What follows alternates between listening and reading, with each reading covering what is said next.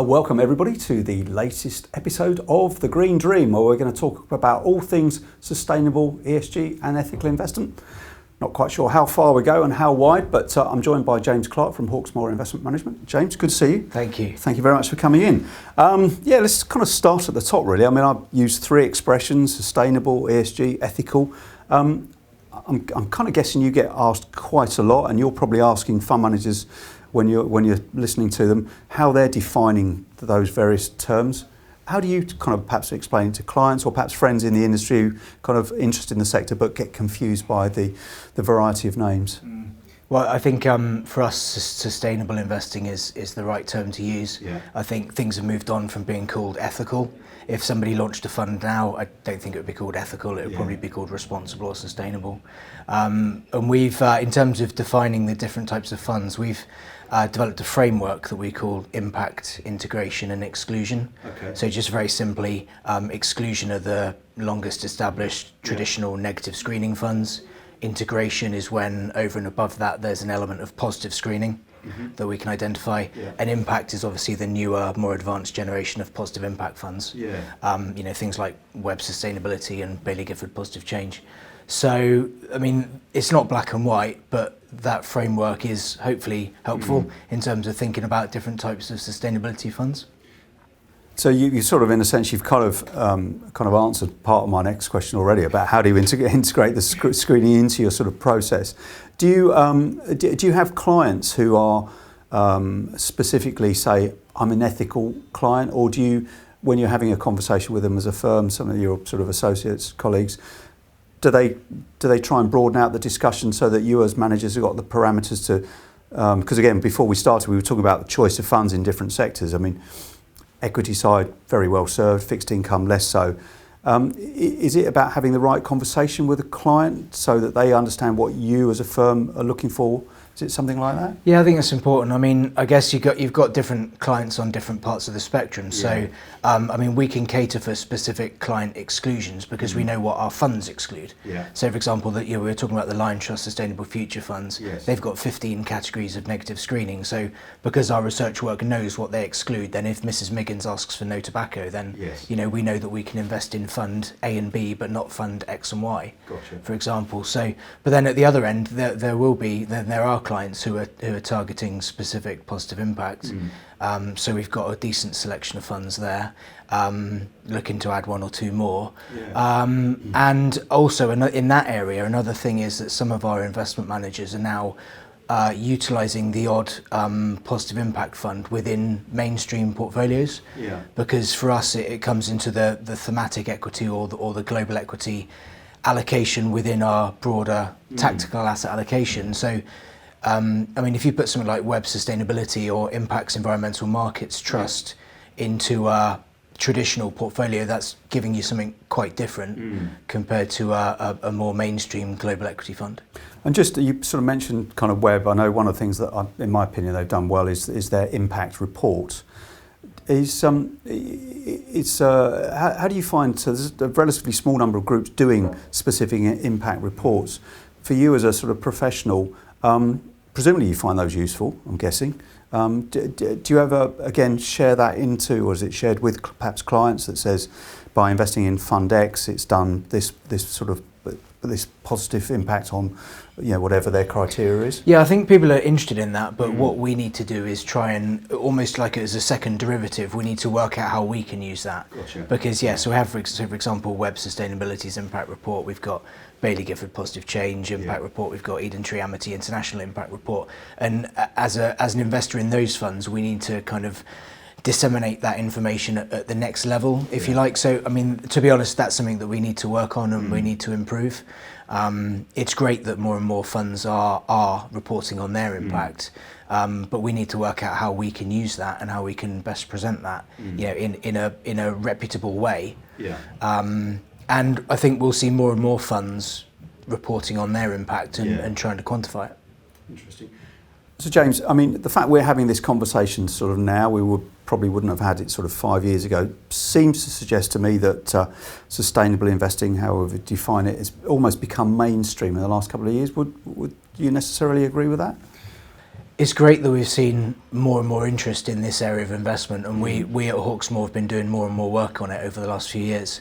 But I think if you look at the data from the Investment Association, although inflows are strong and assets under management in aggregate have increased, it's still quite a modest part of total assets under management. So I'm not sure it is that mainstream yet. I mean, things that there's the momentum's really strong, and things are definitely heading in that direction. And we'll get to a point where sustainable investment is mainstream investment. Who knows when, but I think we're heading that way. But in the meantime, I'm not sure it is mainstream yet, although we're fully supportive of the direction we're heading in. I guess it's as a country, as a world, we're talking about some of the issues, but there's a difference between world leaders at Davos talking about stuff and actual investment solutions that the mass public sort of takes part in. I guess that is to your point. Yeah, definitely. Yeah, and I just hope that we'll see more and more sustainable fund launches, and then it's the job of people like me and on my side of the desk to sort out the wheat from the chaff and invest in the better funds, and try and help with any improvements that we can. And just sort of following on from that, any sort of thoughts about what the kind of asset management industry could do to either improve understanding, or knowledge, or perhaps kind of appetite, either amongst professional investors like yourself, or even sort of clients? I mean, you touched on impact reports. I think it was a really interesting point that there's not many of them, but they're all quite different. So it's quite hard. It's just an additional set of work for you to compare and contrast, and then, as you say, disseminate. Any other areas? It feels to me like that there's a big communication kind of issue. Yeah, I mean, I think there's probably still a knowledge gap that needs to be addressed, but it's who's going to tackle that gap, and how are they going to do it, and when are they going to do it is an interesting question. But slightly different to that, I think the new framework from the Investment Association and their definitions could be very helpful. I like the firm level and fund level distinction that they've made recently. I like the use of the term responsible, because they feel that sustainable has a broader societal remit than investment, so they've chosen responsible as their term, which was absolutely fine by us. And then when it comes to the fund labels that they might look to introduce, I think that's going to take longer. And that bit is really interesting, because there's a number of fund groups who have said over the last year or 18 months or so, well, we've been doing this anyway, we've been doing this for years. So how are they going to show that? What label are they going to get? How's that all going to come out in the wash? How's the investment public, how's the general public going to view those kind of groups, rather than your specialists such as Eden Tree or Webb? So that's going to be really interesting at how that comes out and how that all develops. I mean, I think the labels are going to take longer than the other parts of the framework. So another guest has sort of used almost like the analogy of the sort of food labelling. I mean, it's out there. It's still a bit confusing. You look at your sandwich and you see colours and you're not entirely sure whether I should be eating it or if I should, which, I guess slightly, facetiously, it's something you're sort of pointing to something like that. We can't have shades of green, can we, for example? No, it's a very good point. Yeah, I'd agree with that, and it will develop, but it'd be very interesting to see how it develops, and then work out how we can use that ourselves. Yeah. Now, it's the broad sustainability, and I will use the expression responsible investing because you're right, it's a good one, comes with a lot of statistics. Are there any that particularly you have found memorable or almost kind of favourite? I mean, I think the one, many people know is that one about, there'll be more plastic bottles than fish in the sea in the next sort of 3 or 4 years unless we do something about it, that kind of... Anything that's sort of similarly... Well, I'll accredit a source to my fact is very much from the team behind Fidelity Sustainable Water and Waste, a relatively new fund that we've done 2 bits of research work on, and we're considering for our Sustainable World portfolios. 70% of the planet is covered in water, but just 2.5% is drinkable and 1.5% is accessible, with the remainder snow-capped. Wow. And of the accessible drinking water, nearly 25% of the world's fresh water is in one lake in Siberia, Lake Baikal. Extraordinary. Which at its deepest point is over a mile deep. Wow. There's more fresh water in that lake, that one lake, than in the 5 North American Great Lakes combined. Which, even just thinking about it off the top of your head, kind of frames the challenge very well. It's not like the world can run a large pipe from that Siberian lake to solve kind of water shortages in places like Cape Town or wherever it is? There's, I think, I'd need to brush up on this, but I believe some experts believe that there could well be water wars within the coming decades and within the coming generations. I mean, it's not rocket science, is it? Water's going to be a scarce resource, and we need to look after it. And that fund can invest in companies across the value chain in water and waste. So I think that fund is an interesting opportunity that we're looking at. Interesting. That's a fascinating stat. Now, on a personal level, how would you sort of describe your own sort of, I've called them sustainability credentials. I don't know if you describe yourself as an eco-warrior. I don't think most of us would, but how have you kind of approached this over the last few years? I think my credentials would be not too bad, probably a bit of room for improvement, but what can I say? I mean, so we live in a modest house, quite well insulated. Yeah. We've done it up over a few years. My wife and I share a car, modest sized, very economical car. I mainly cycle to work, or if I don't cycle, I get the bus or the train. Yeah. We recycle a lot, lots of recycling. Do you get frustrated by the recycle? There's so much you want to recycle, and you probably have little or no idea from the packaging or with your local council how much of it is actually recyclable. Yeah, well, I mean, we've just got, where I live in Exeter, we've got just one green box that everything goes into. But yeah, I mean, plastic film-based packaging rather than a traditional plastic box or container that can be recycled, or a bottle. There's much more that can be done. So it would be great if curbside collections were a lot broader than they are.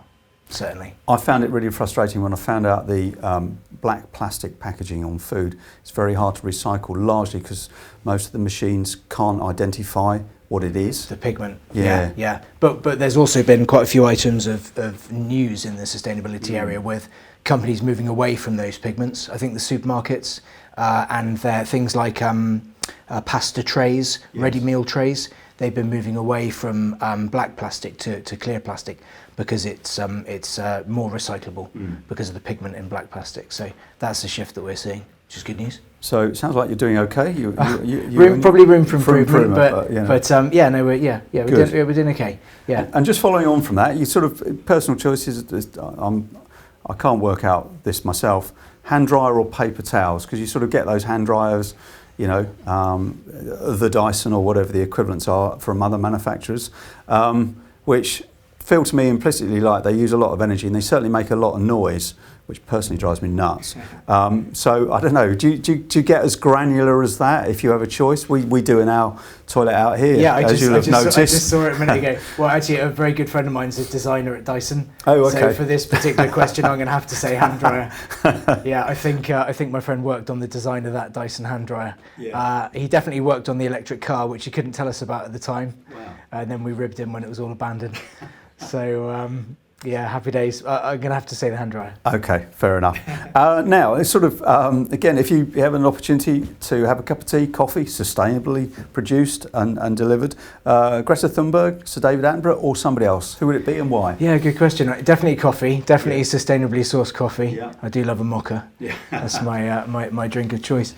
Yeah, tricky question. I think it's going to have to be Sir David Attenborough. Mm-hmm. I just think he's just, in the UK, he's probably just done more than anyone else for the awareness of sustainability issues, particularly environmental issues. So it would be Sir David for me. Okay, lovely. And finally, if you had a dream, and this is obviously all inspired by the sort of Martin Luther King, which I'm calling the green dream, sort of what would it be? Something that perhaps would make the planet a better place to be, or perhaps would just move the whole discussion on sort of further than we've got to at this point? Well, yeah, okay, good question. I think if I could invent one thing, or encourage the invention of one thing, it would be a sustainable jet fuel, a plane fuel. Yeah. Because transport is still such a part of the problem. I don't believe, I'm no scientist at all, but I don't believe there's an alternative to effectively kerosene-based airplane fuel. So if there were sustainable, responsible, eco-friendly jet fuel, I think that would be a game changer.